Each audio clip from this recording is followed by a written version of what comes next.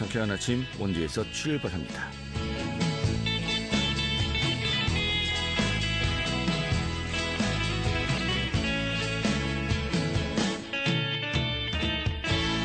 안녕하십니까. 8월 23일 화요일 아침에 인사드리겠습니다. 상쾌한 아침 원주에서 출발합니다. 진행이 한태호입니다. 자, 오늘이 절기상 처서입니다. 처서, 여름이 지나가고 가을을 맞이하는 이 절기인데요. 이럴 때면 또 풀이 더 이상 자라지 않으면서 벌초도 하고요. 풀도 깎게 되고요. 그리고 또 모기가 입이 삐뚤어진다고 하죠. 오늘 아직까지는 덥습니다. 하지만 이제 또 이 여름, 참 더웠던 여름도 이제 끝나가고 있구나라고 위안을 삼아도 될 또 하루인 것 같습니다. 오늘까지는 좀 덥겠습니다. 어제만큼 덥겠는데요. 또 비가 내리겠습니다. 습도가 높아서 체감 온도는 더 높겠고요. 이 중부지방의 비는 밤이면 대부분 그치겠습니다만은 처서가 지나서 그렇습니까? 내일부터는 낮 기온이 28도를 밑돌면서 더위가 누그러질 것으로 좀 전망되고 있습니다. 자, 오늘 준비한 소식 살펴보도록 하죠. 이 정선군이 이 가리왕산의 이 국가정원의 유치에 나서고 있습니다.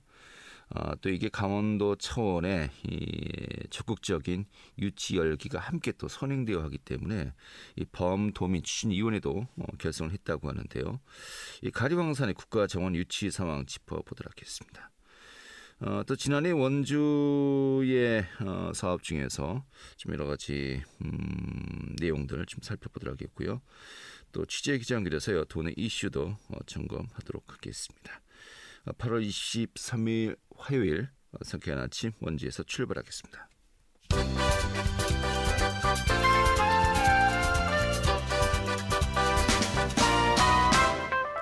오늘의 뉴스입니다. 이 집중호우 피해를 입었던 횡성군이 강원도 내에서 유일하게 특별재난지역으로 선포되었습니다. 이 정부는 지난 8일부터 17일까지 이어졌던 집중호우 피해 지역 중에서 이 특별재난지역의 선포 기준을 충족하는 횡성군 등 이 전국의 지자체 10곳에 대해서 특별재난지역으로 우선 선포했다고 밝혔습니다. 이 횡성군은 이번 특별재난지역의 선포에 따라서 사유시설과 공공시설 피해에 대한 복구비의 50에서 80%가 국비로 전환돼 재정 부담을 덜 수 있을 것으로 전망되고 있습니다. 올해 2분기 소비자 물가가 크게 오른 가운데 전국의 17개 시도 중에서 강원 지역의 상승률이 6.6%로 가장 컸던 것으로 나타났습니다. 22일 통계청이 발표한 2022년 2분기 지역경제 동향에 따르면 2분기 전국의 소비자 물가 지수는 1년 전보다 5.4% 상승했고 이는 2분기 기준으로 1998년도 이후 24년 만에 최고치였습니다. 품목별로 석유류와 가공식품, 외식 등이 급등하면서 2분기 물가 상승을 이끌었습니다. 주택도시보증공사의 2022년도 2분기 민간아파트 초기 분양률 동향을 보면 강원 지역의 경우 64.6%로 1분기 및 전년 동기 대비해서 각각 31.6%포인트와 25.4%포인트가 급감한 것으로 나타났고 또 전국 평균보다도 23.1%포인트가 낮았습니다. 최근 분양 후에 입주자들의 분양권 포기 등으로 재분양에 들어간 곳들도 있고 이는 아파트 분양으로 실익이 없다고 판단해 빠져나간 것으로 해석되고 있습니다. 오늘의 뉴스였습니다.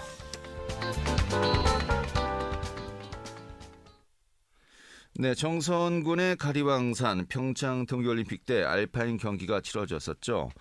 이 가리왕산의 국가정원의 유치가 추진되고 있습니다. 이런 가운데 이 강원도 전체의 어떤 사업으로 좀 유치를 해야 되겠다라는 그 의지가 모여지면서요. 이 범도민 추진위원회도 결성이 되었습니다만은 오늘 그 최승준 정선군수 연결해서요. 이 가리왕산 국가정원 지정 좀 어떤 의미가 있는지 그 가능성 또 향후 어떤 계획이 있는지 짚어보도록 하겠습니다. 연결하도록 하죠. 군수님. 안녕하세요. 최승준입니다. 반갑습니다. 예, 반갑습니다. 안녕하십니까. 네. 우리 군수님은 네. 이번엔 몇 번째 연임을 하신 거죠? 뭐 횟수로 세 번째고요. 네. 네, 선거법상으로는 이제 중간에 한번 쉬었기 때문에 예. 선거법상으로는 재선 군수가 되겠습니다. 그럼 또 다음부터 도전이 가능하신 거군요. 뭐 법적으로는 가능하죠. 법적으로 그렇군요. 알겠습니다. 이게 징검다리 또 임기도 네. 굉장히 드문 경우입니다만은. 네. 예. 네. 그러면은 네. 이번 그 민선 8기지 않습니까? 네, 민선 8기죠. 예, 군정 출범을 하고 또 첫 번째 이 결재가 또 어떤 사업이냐 따라서 네. 향후에 그 군정의 어떤 방향 또 네. 의지 이런 것들이 굉장히 상징적으로 보여지지 않습니까? 네, 대개들 이제 그렇게 하시죠. 예. 그런데 오늘의 주제입니다만은 민선 8기 제 첫 번째 1호 결재가 이 가리왕산 알파인 경기장 활용을 통한 올림픽 국가정원 조성이었어요. 이걸 네, 주요 사업으로 이제 시행을 이제 하겠다는 것인데 좀 그 취지라든지 전반적인 배경이 어떤 겁니까? 네. 정성군은 이 한반도 백두대간의 중심에 이제 영동과 영서에 걸쳐 있는 대표적인 고원 도시거든요. 네. 또 어떻게 보면 산림 생태 자원의 아주 중심이고요. 아리랑 문화유산 한민족의 전통 이제 민요인 아리랑 문화유산의 발상지가 또 정선입니다. 그리고 과거 이제 70년대, 80년대 우리나라의 산업을 이끌었던 석탄 산업의 중심 역할을 또 담당했던 그러한 지역이고 2018 평창 동계올림픽을 통해서 세계인들에게 이 평화올림픽의 가치를 알렸던 아주 소중한 올림픽 유산을 간직한 우리 정선 지역이고 또 네. 그 가리왕산 알파인 경기장이 있던 가리왕산을 중심으로 해서 올림픽이 끝난 이후에 사실은 이제 환경단체와 국민들과 또 지역 주민들과의 그 첨예한 갈등 구조가 있었습니다. 이 복원 과정을 놓고서 지금도 이제 완전히 봉합된 상태는 아니고 많은 국민들이 가리왕산에 대해서 좀 난개발이 있지 않을까 하는 우려도 가지고 있거든요.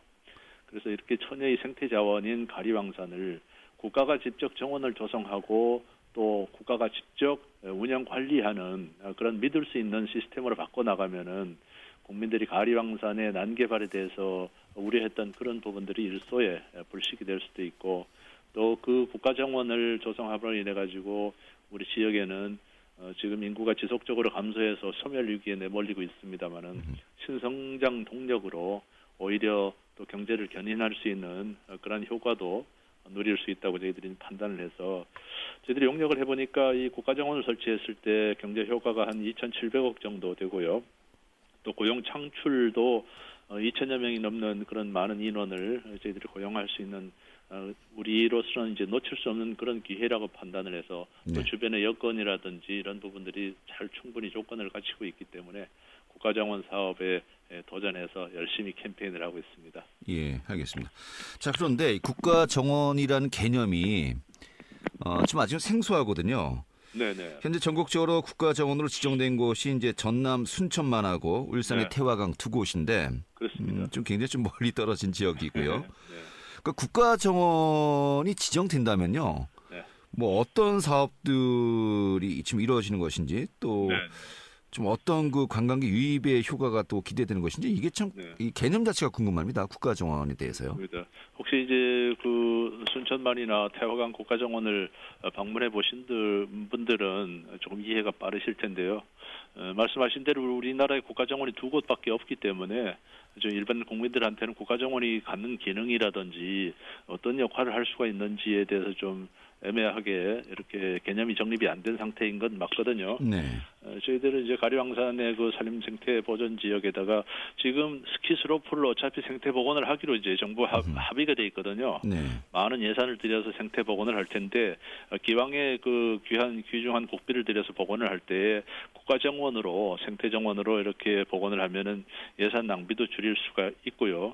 또 국가정원이 갖는 그 브랜드 가치가 있습니다. 그래서 지금도 그 순천만이나 울산의 태화강에 많은 관광객이 찾고 있고 하는 그런 효과를 우리도 이제 누릴 수가 있고요. 저희들이 특히 이제 강점이라고 하면은 권역별로 균형 발전을 꾀해야 된다고 이제 국가정원법이 명시가 돼 있거든요. 네. 1호, 2호 정원이 다 이제 우리 한반도의 남쪽에 영남과 호남에 위치해 있기 때문에 이번에 세 번째에 조성되는 국가정원은 당연히 중부 지역에 조성이 돼야 된다는 것이 저희들이 이제 주장하는 논리고요. 네. 또 국민들도 충분히 그것은 이제 이해하시리라고 믿고요. 또 하나 중요한 점은 1호, 2호니 그 정원이 다 해안과 그 하천을 주변에 있는 그 수변형 국가정원이거든요. 그 우리나라 국토의 60% 이상이 산림으로 이루어져 있는데 정작 산림과 숲을 기반으로 한 국가정원은 없었거든요. 네. 그래서 이번에 저희들이 이제 가리왕산에 올림픽 국가정원을 이제 조성하면은 권역도 중부 권역으로 지역 균형 발전도 꾀할 수가 있고 또 최초로 산림형 국가 정원이기 때문에 이것은 이제 타당성과 당위성 면에서 저희들이 상당히 우위를 점하고 있다 이렇게 보고 있고요. 네. 또 올림픽 유산에 그 아주 이제 지켜야 될 그런 소중한 의미도 있고 또 아리랑 한민족의 전통 문화유산 아리랑의 문화유산과 같이 이렇게 연계하면은 상당히 그 포스트 코로나 시대에 웰니스 산업으로 잘 연계시킬 수 있을 것 같습니다. 네, 알겠습니다. 사실 이 가리왕산 같은 경우는 이제 활강 경기장을 이제 활용하게 되면서 이 산림 훼손 문제 사실 이 조성 초기부터 논란이 많았거든요. 논란이 많았죠. 예. 그러다 이제 어차피 산림 훼손된 것을 복원한다 이 조건으로 네. 이거 조성이 되었고 올림픽도 치렀고 몇 년이 지났습니다만은 어차피 복원 사업을 할 것이라면은 정말 생태 공원으로 제대로 이 국가 정원으로 만들어 보자라는 것이 가장 큰 취지 아니겠습니까? 그렇습니다. 그런데 또 이제 복원 비용이 어떤 절감만이 아니고 결국 네. 그 주변에 이 생태 환경 네. 정말로 얼마만큼의 그 자연 환경이 정말 그 많은 사람들을 유입할 수 있을 정도로 매력적이냐 이 부분이 또 중요한 거 아니겠습니까? 이런 차원에서 경쟁력은 어떻다고 보십니까? 저희들 가리왕산 지역은 이제 와 보시면 아는데 한마디로 아름답습니다.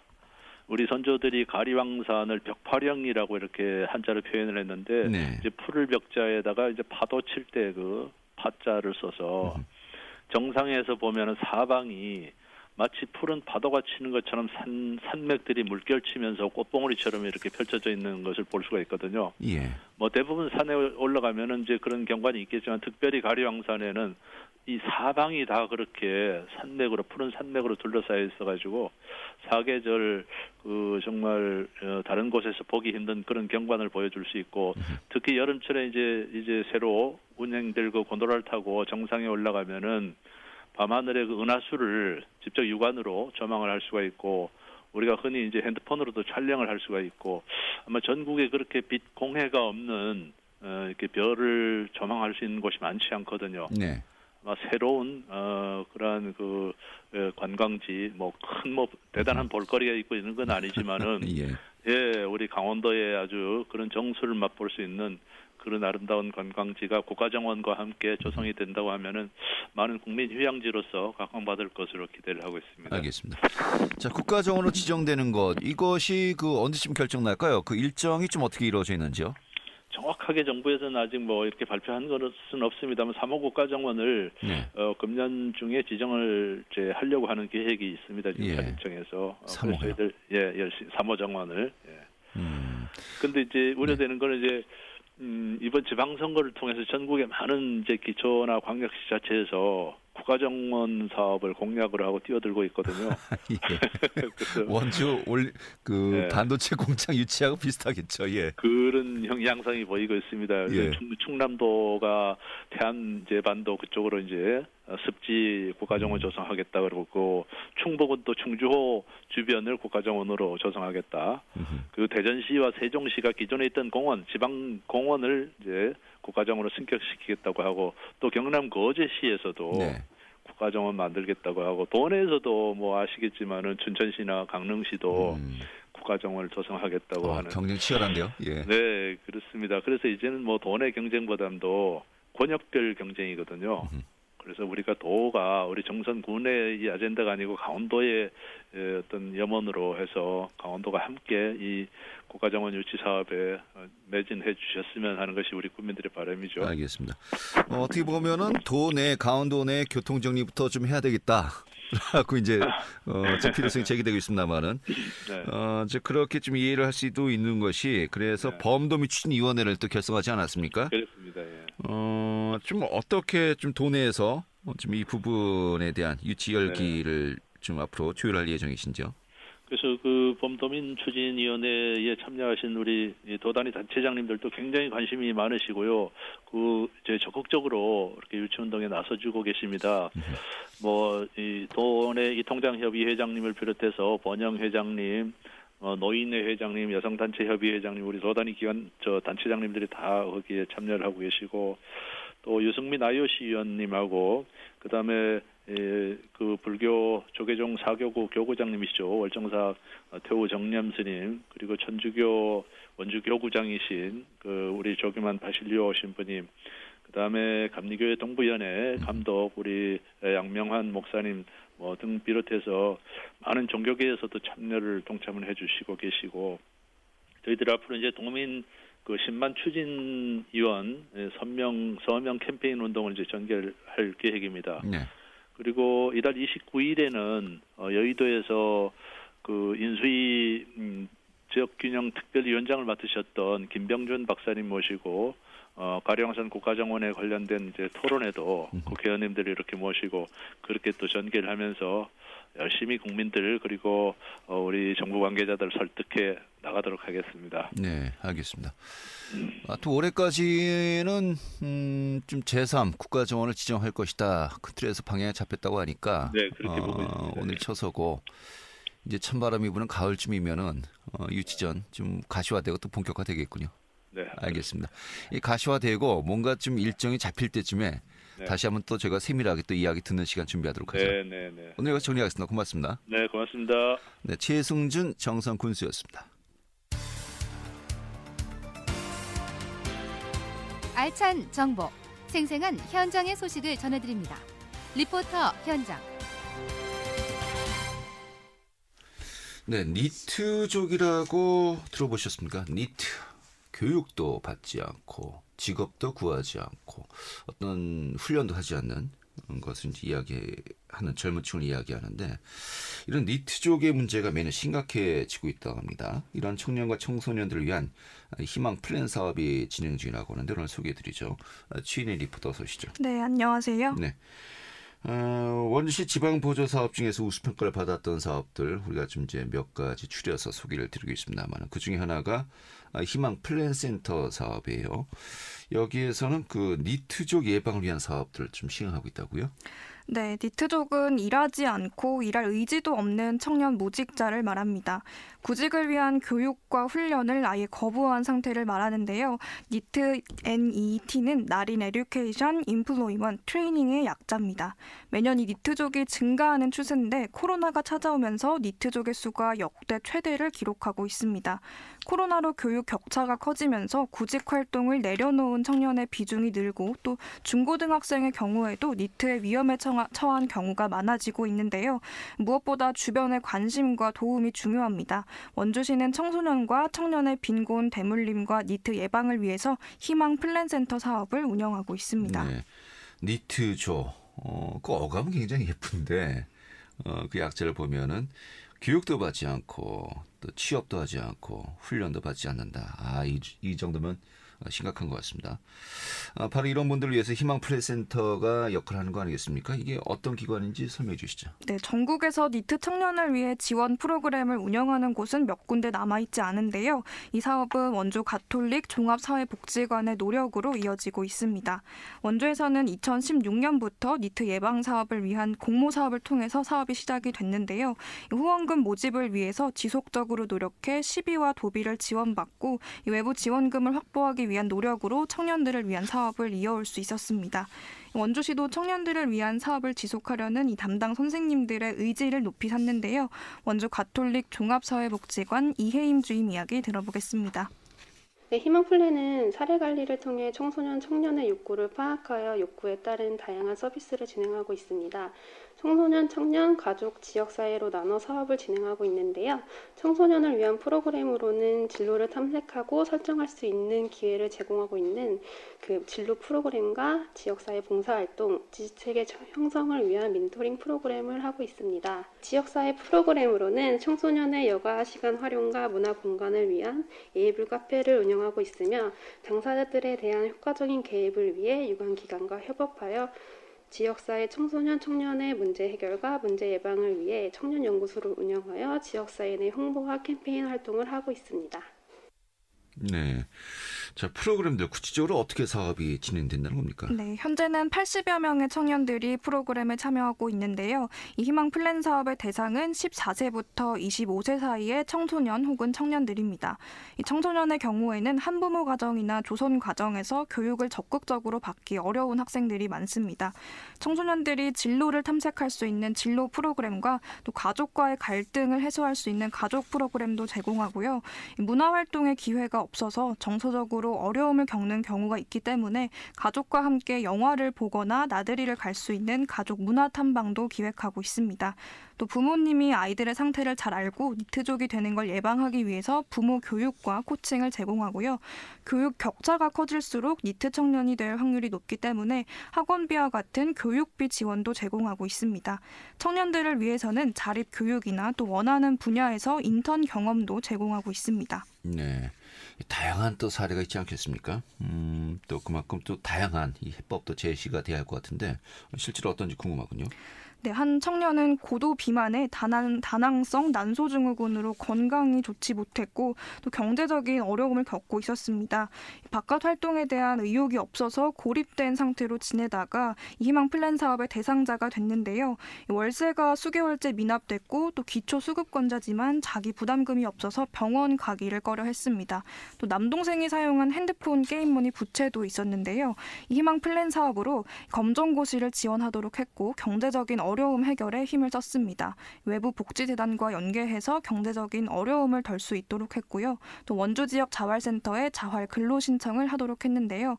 여기서 한 자활 근로 급여로 부채를 갚도록 했습니다. 또 학원비를 지원받아 공부에 매진해서 올해 검정고시에서 좋은 성적을 얻을 수 있었다고 합니다. 또 의료 문제는 원주 자원봉사 의료 모임인 원주 빈의자 의사회에 연계해서 치료를 받았는데요. 많은 관심과 지원을 통해서 이루어질 수 있는 과정이었습니다. 이혜임 주임 이야기 이어서 듣겠습니다. 심각한 상황입니다. 그래서 희망 플랜에서는 지속적으로 청소년과 청년에게 교육 및 훈련을 받을 수 있도록 프로그램을 제공하고 사회 참여의 기회를 확장하여 소득 창출과 사회적 관계 형성의 기회를 제공하고자 현재 행정복지센터와 학교 그리고 지역사회로 나가 직접적인 주민들과의 만남을 통해서 희망 플랜을 홍보하고 참여자 발굴을 하고 있는데요. 아무래도 아직까지도 저희 희망 플랜을 모르고 계시는 분들이 많을 것 같아요. 그래서 이 라디오를 통해서 듣고 계시는 분들이 저희 희망 플랜을 한 번 더 알고 계셨. 네, 표현이 어떻게 되었든 간에 이 사회와 단절되는 젊은 층들이 계속해서 늘고 있지 않습니까? 좀 이분들에 대한 사회적 인식이 좀 개선되고요. 또 실질적인 도움을 받을 수 있도록 이런 또 플랜센터와 같은 이 기관들의 사업 홍보 좀 널리 이루어졌으면 좋겠습니다. 오늘 이렇게 정리 아주 잘 들었습니다. 네, 감사합니다. 네, 추인의 리포터였습니다.